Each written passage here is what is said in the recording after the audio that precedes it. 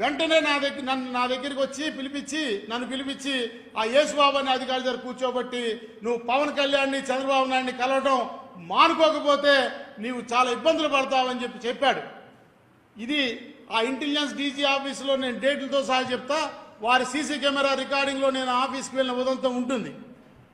ఆఖరికి జూన్ 1వ ఇంకా నేను వినకపోతే జూన్ 1వ తారీఖు నాడు రాత్రి 7 గంటలప్పుడు ఇక్కడ మా అసోసియేషన్ ఆఫీస్కి కింద నా రూమ్లో నేను ఉండగా ఒక అధికారిని పంపించి నన్ను వీడియో కాల్ ఫోన్ మాట్లాడమన్నాడు.